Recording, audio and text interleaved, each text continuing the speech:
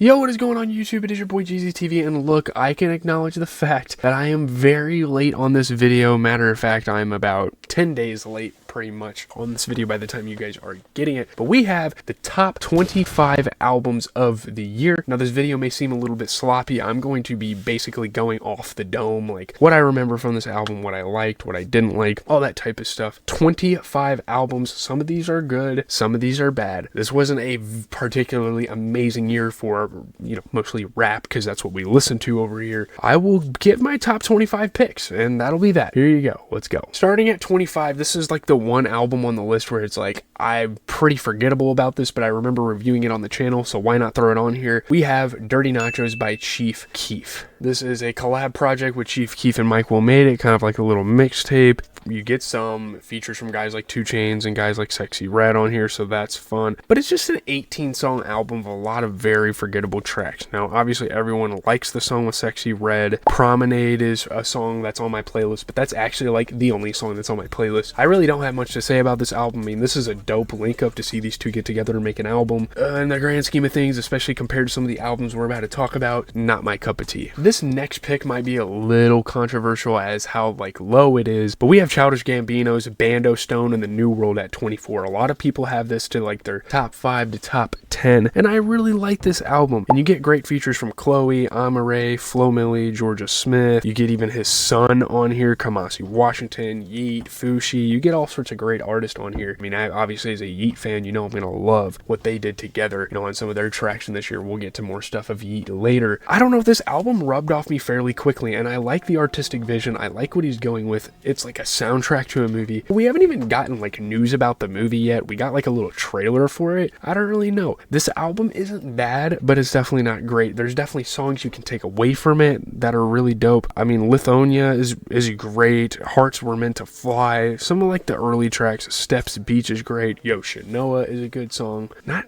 amazing by any means. Coming up next at 23 is the first of 2 of the future Metro Boomin albums that will be on the list. The other one far better in my opinion. We have We Still Don't Trust You. This is the sequel to We Don't Trust You, which again we will get to later in the list. I mean, this is cool. You get a lot of like The Weeknd involvement, and you get Ty Dolla Sign on here. You get the whole thing with fucking J. Cole and feeding into the Drake and Kendrick feud, and that's kind of what these albums felt like. Was kind of like a vehicle to move that beef forward. You get Lil Baby on here, you get A$AP Rocky. There's some pretty solid features on here, I will say. I'm not here for features. I don't even know why I keep listing them. That's extremely lame. There's some fun songs on here, but when you compare it to the first album they dropped this year, it's just not even close. Like, the first one is way better than this one in my opinion. If you disagree, let me know in the comments, but as of now, 23 is We Still Don't Trust You. Coming in at 22 is Lil Uzi Vert's Eternal A Take 2, an album I'm pretty disappointed in. Now, I shouldn't have had super high hopes for it. All he had was Big Time Rush on here, but there were some good songs on here. I will say, like, Light Year Practice is one of my favorite songs probably of the year, but if you want to talk about a consistency standpoint, and you want to talk about an album in Lil Uzi Vert's discography, one of the most legendary hip-hop artists over the last decade, this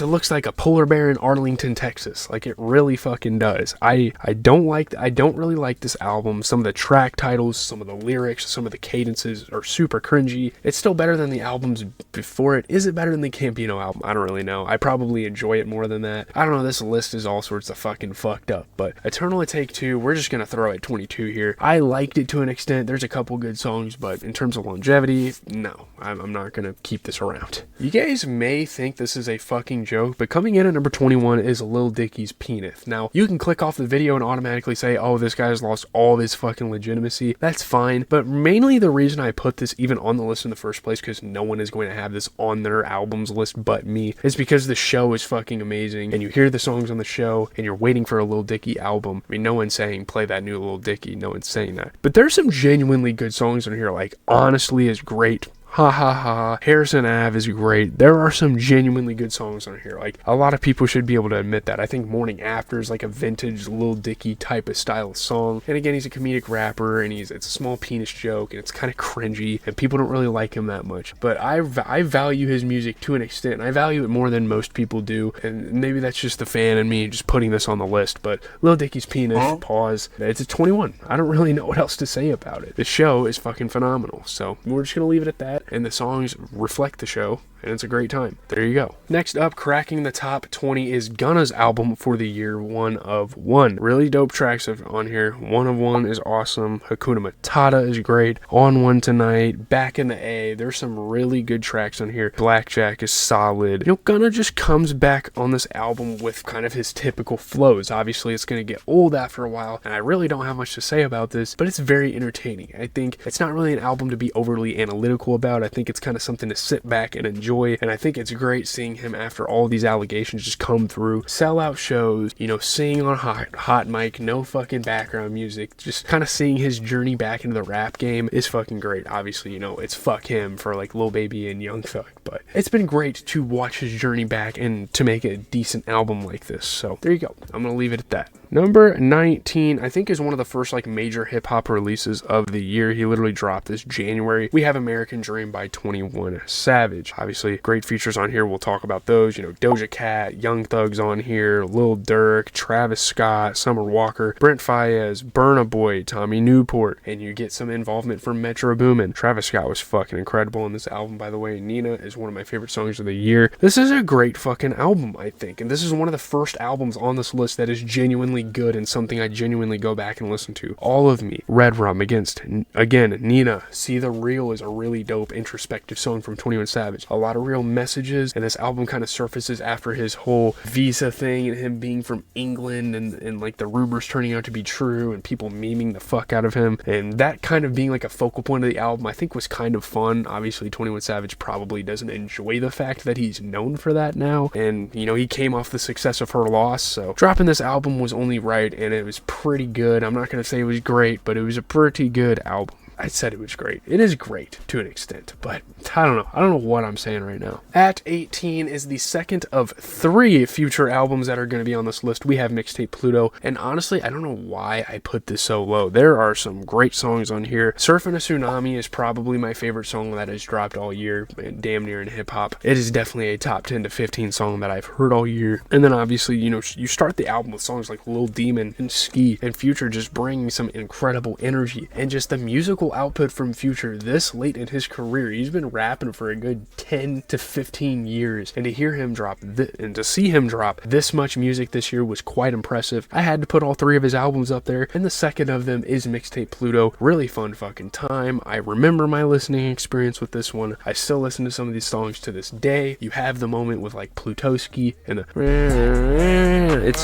it's fun, like him crying like a fucking baby. There are great songs. South of France got that remix with Travis Scott. Just a really good album, I think. Next up at 17 is from a rapper that I've really been riding the waves of for years now, and a guy that deserves all of his credit. We have Lucky's Gemini, another really good installment in an already pretty legendary discography for Lucky. Great fucking songs on here. You get Kylie, you get Dotted Line to follow up that, and you get some awesome features. Once again, Future makes an appearance. You get Lil Yachty, obviously most of the people that you would expect to be on a Lucky album. You get Rilo Rodriguez, you get V, 42 Doug. You get some great features on here. Again, Heavy on My Heart's a great one. Outro's a good track. There are all sorts of gems on this album. Lucky's flow is fucking intoxicating. I think it's incredible. It's not for everyone. Like, if you're listening to Lucky for the first time and you've never really heard an artist like that, it's definitely going to throw you off a little bit, and maybe it did to me to an extent at first, but I've been listening to him for a while. Really like this album. Twin Flow with V's is a very fun track. It's a good album. I think it definitely deserves to at least be in the top 25. You know, some people might not have it this high, but Lucky deserves his credit, so there you go. Coming in at number 16 is the album, one of the albums I most recently listened to for this video. Technically I cheated because I listened to this like during the new year in 2025 because I didn't really have time to get to it last year. We have Freddie Gibbs' latest album, You Only Die Once. Freddie Gibbs, obviously a guy, an artist I've always really respected. I've loved his cadences. You know, the Jeezy inspiration is fucking great. Not me Jeezy, but the rapper Jeezy, of course. 12 tracks, pretty straight to the point, pretty formulaic. I mean, obviously nothing too special going on here. No features, just him rapping by himself, rapping like he's got something to prove. He doesn't really need to prove much though. I mean, his last couple of albums have been great. Soul Sold Separately, you get Pinata, you get Alfredo. The 2020s have been fucking an incredible decade for Freddie Gibbs so far, and I feel like he's just getting started, and this album really showed that. This is one of the weaker albums we've gotten from him in a while, but I definitely think it is still top 20 material. I think it's great stuff. Awesome flows. I'm so it's so intoxicating to listen to him rap. He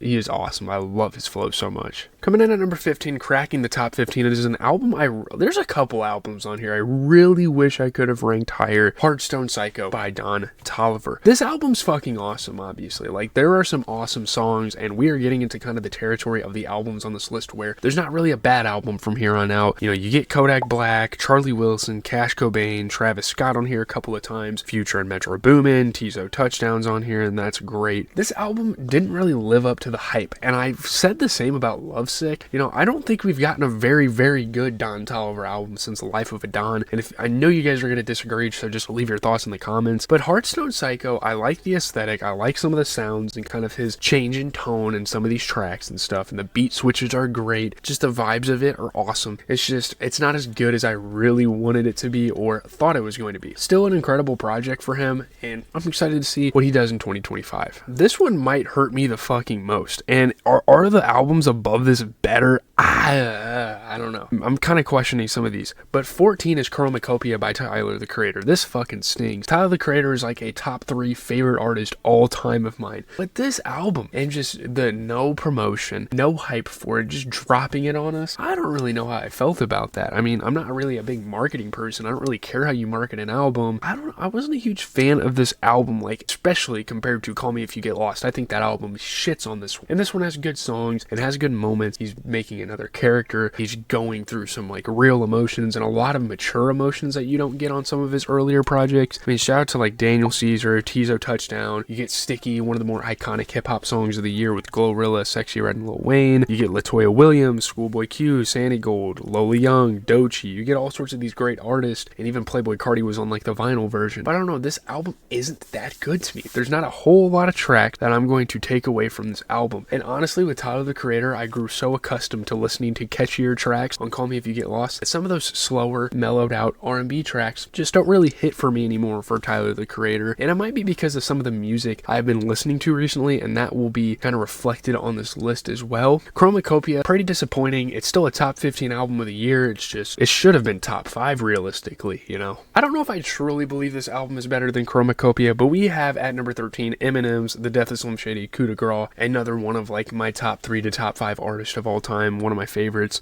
It's just really cool to see Slim Shady have this resurrection and bring this character back one last time and have the coup de grace and have all of his like old cadences and his old sounds for nostalgia measures, and just kind of looking back at some of his old music and then getting an album like this where it's kind of like a return to form, and he's bringing back some of that familiar Slim Shady subject matter, and again the way his voice sounds on some of the songs, it's almost too much for me. You know, obviously you get guys like JID on the album, Dim Joints, Easy Mill, Skylar Grey, Big Sean and Babytron was on the big kind of single Toby. You even get a Jelly Roll feature on here. I don't know. This album isn't great, and if you want to debate Chromacopia is better, sure. I'm perfectly fine with that opinion. I think it's just for nostalgia reasons and just for his return for rap and this being so anticipated. I kind of had to put this here. He had so many moments this year as well, kind of with like Houdini and all that stuff. So it was awesome. You know, like Brand New Dance kind of reminding you of like the Eminem show. This just really felt like a time capsule for Eminem and his fans. At number 12, another album that I feel like people are going to have a little higher than I did for the year, we have Schoolboy Q's Blue Lips. Was I disappointed in this? I wouldn't even say that, because it's not like I had the most incredible expectations for this album. Like, obviously a pretty big hiatus for Schoolboy Q coming off of Crash Talk and then dropping this like years later. Like, leading up to this album coming out, I listened to a lot of his old shit, and I've really gained like much more of a fandom for him than I did when Crash Talk initially released. And honestly, I know I sound like a new gen ass rap fan, but Crash Talk was one of my first exposures to him. You know, he had dropped Man of the Year and Collard Greens and That Part and all that stuff, but Crash Talk's what really put me onto him, with, you know, me listening to guys like 21 Savage and Lil Baby at the time. That kind of pulled me in, and now I'm even more of a fan going into Blue Lips. So that was fun. There's some good songs on here. Thank God For Me is definitely a highlight of the year for hip hop. That was great. You get Rico Nasty on here. You get Devin Malik, Lance Skywalker, AZ Chike, Freddie Gibbs, Absol, Jazzy is on here, Childish Major. You get some dope ass features. That you know, not a lot of people dig deep for. And Devin Malik is obviously a part of TDE, I believe. Really dope conceptual tracks. I don't think this really stacks up with some of his other albums. It's probably better than Crash Talk, but the albums before that, I don't think I'm taking this over those. That's kind of where it lands at 12. It is a crazy fucking time when we have a Destroy Lonely album ranked higher than Tyler the Creator. These are my genuine opinions. I'm not running off of any agendas here. At number 11, we have Love Lasts Forever by Destroy Lonely. Oh, Opium, New Gen, Rage rap fan. I don't give a fuck what you guys say. This is what I listened to this year, and this is what I liked more than Chromacopia. Suck a fucking dick. Whoa, hey. I don't care. Destroy Lonely, this isn't his best project. This isn't even his best project, and it still ranks 11th, which really shows kind of the rise of him, you know, in the hip-hop industry. I think If Looks Could Kill and No Stylist are definitely better than this album. There are some great fucking tracks on here, and as much hate as Lil 88 gets, his production on here was phenomenal. I really like Crystal Clear, Baby Money, Save That, Say That. That track run was crazy. Then you get like Syrup Sippin', you get Doubt It. There are so many highlight tracks on here. This is one of the first albums on this list that I listen to every fucking day. You know, it's great. I really enjoyed this album. There's not much to say. Obviously, he sort of ruined it by going ahead and dropping a fuck ton of other songs that we didn't need for this. Like, we started off with like 21 songs and he added 10 fucking more. That wasn't necessary, but still, this definitely deserves to damn near be a top 10 album of the year. And I know a lot of people fucking hate on that album, but I don't fucking care at all. Just cracking the top 10, we have Future's last album we are going to talk about for this year with Metro Boomin, the album that really got hip-hop in fucking gear for this year. This is really the viral moments, and this is the thing that really kicked off the whole Kendrick, Lamar, and Drake feud, if you really think about it. We have We Don't Trust You. So many iconic songs on here, so many great tracks I can go back to. You have The Weeknd on here, you have kind of a posse cut with Type Shit with Travis Scott and Playboi Carti. As overplayed and as kind of hyped up as that track is one of the more iconic tracks of the year. And again, you get fucking Kendrick Lamar on this fucking thing, dropping one of the craziest verses we've heard all year, an absolute bombshell that starts one of the craziest rap feuds we will probably ever get against two absolute fucking titans. You get Travis Scott making an appearance, you even get a guy like Rick Ross making an appearance on this album. This thing was fucking great. Awesome moments. Damn near every song is good. I don't think this is like the most incredible album that these two have even been involved with together, but it is definitely the best album we heard from Future and Metro Boomin all year. So that's where we have it. There you go. Coming in at number 9, I feel like it's an album. It's not really an album, but it's a project, 11 tracks, that a lot of people tend to forget about, and that is J. Cole's Might Delete Later. And boy oh boy did this album build up hype for what we're probably getting this year with The Fall Off. This is a good ass album. It's very underrated. Every song on here is fucking good. You get a lot of the songs from the teasers like Crocodile Tears. You get Cameron on here, Young Dro, Gucci Mane. What a crazy fucking feature list. Boz, Central C, Ab-Soul is on here. You know, the usual fucking Dreamville guys, obviously, you know they're going to be on here. Cameron is on a J. Cole album in 2024. That's fucking insane. Really good tracks, really good production throughout this thing. Just a super classy hip-hop project here. And obviously J. Cole's looked at as a pussy in the whole Kendrick Lamar Drake feud. Again, it all kind of loops back to that. Man, this was a pretty good fucking project. Crocodile Tears is incredible. Huntin' Wabbits is fucking awesome. You know, 3001, Trey the Truth in Ibiza. All these songs are very fucking good, and he's spitting his ass off. He's coming for that crown. He sounds hungrier than ever. The Fall Off should definitely be an album of the year candidate for sure. So there you go. J. Cole, Might Delete Later, number 9. At number 8 is an album that was nowhere on my fucking radar, but we have Che's Say So Says. And this is where you're gonna get a lot of fucking underground shit here in my top 10. Say So fucking Says, man. What a fucking album. We're talking about a damn 16-year-old, 17-year-old kid just living out his fucking dream as a rapper, having so much fun with this album, and bringing a completely new sound than anyone else in underground hip-hop has been able to bring. Just a super like EDM, dancey, super fun album here. I had such a blast with this one. Cut Off Your Hands is obviously a highlight. I Rot,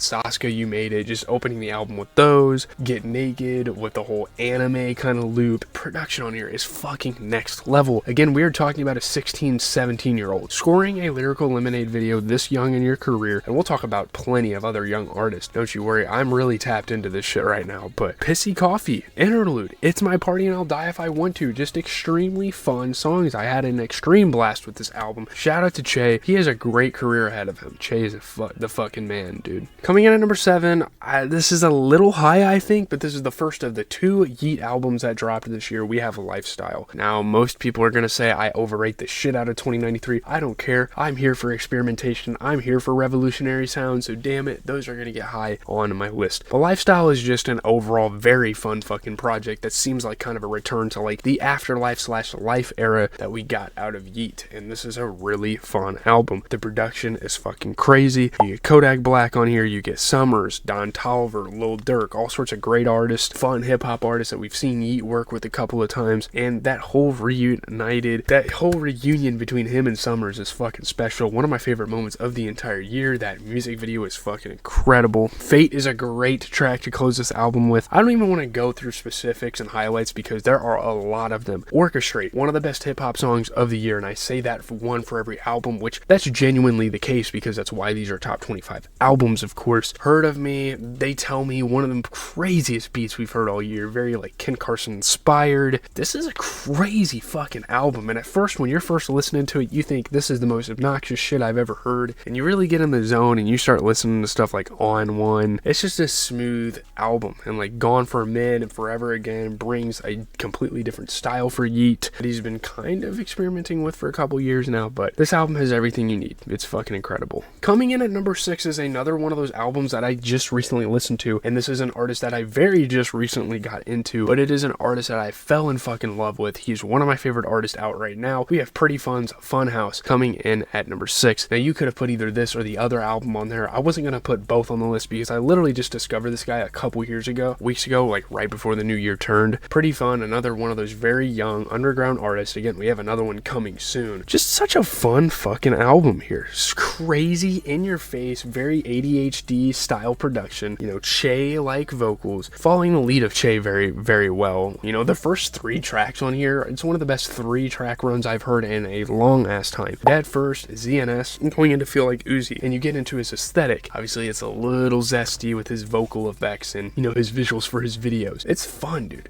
His music is exactly what his artist name explains. Pretty fun. This guy's music is fucking fun as shit. I have a lot of time, a lot of fun, a lot of enjoyability out of this guy's stuff. I won't get into super specific stuff with the tracks, but I just wanted to give this guy his credit because he's fucking incredible. Oh my god, some hip-hop fans are gonna fucking kill me for putting this in my top 5, but Badass Fucking Kid by Netspin is a top 5 album of the fucking year to me, without a fucking doubt in my mind. I really like this fucking album, and the more you listen to it, the better it fucking gets. Tommy, one of my favorite tracks I've heard all year. Just the vocal, it's just such a fun track. So much youthful energy, so much like talking about being a rebel and all that stuff. Like, obviously I don't really give a shit about that type of stuff, but Project Pat's great. Tyla, and you know, Tommy, Tyla to ASAP, that's one of my favorite stretches of the year as well. So fun. So many good songs, like Skipping Class is fun. Shut Up, just an absolute like banger you could mosh to. Perk Soda, a song we have been getting teased for a while. And just OK, producer OK, his kind of involvement with this album has been great, and OK is one of those producers that is going to take over hip-hop. He's gonna have that Benny X effect, I'm telling you. Over the next couple of years, he's gonna make fucking waves, and he proves that with an album like this. He has produced plenty of albums for guys, or records for guys like Protect, and I almost considered putting Protect on this list. I probably should have put him on the list over fucking Chief Keef, but I digress. Badass Fucking Kid, number 5. I'm not taking this shit back whatsoever. At number 4, another pretty controversial pick, but we have Ian's Goodbye Horses, and you're watching this video and you're like, oh, I know exactly what type of hip-hop fan this guy is. Get your fucking keyboards out. You get one of these out and you start going, that looks so dusty on camera, my bad. And you're like, oh my god, this guy's so fucking corny. He listens to Ian and Netspin. Like, okay, dude, I don't give a fuck. Again, I listen to what I listen to. I like what I like, and Goodbye Horses by Ian is easily one of the best hip-hop albums in my eyes, in my ears, that I've heard all year. Not a single bad song on this fucking album, dude. Not a single one. Big Wigs, I was a little questionable on, but other than that, All of these songs are fucking great. You get melodic tracks, you get hyped tracks, and this guy's a fucking time capsule for 2010s hip-hop. It's incredible. You get Chief Keef on this thing, on Shit Sad. Sounds like literally a Chief Keef track that you would hear in like 2018, 2016 range. Again, the snippets that were going into this, all the promo and the previews and stuff, I knew this thing was going to be great, and it didn't fucking disappoint. Again, it's a top 5 album of the year to me. I don't care what anyone says. I'm a huge fan of what Ian has been doing. He even dropped a single after this album that I liked, and I'm super excited to hear what he has for the future. Now, will this sound probably wear off eventually? Sure, but again, I am extremely excited to see what this guy has in store for the next couple of years of his career. And shout out to Soprano too, another emerging underground producer that's been fucking killing it. Coming in, cracking the top 3, we have Yeats 2093. Again, a very, very controversial spotting on this list.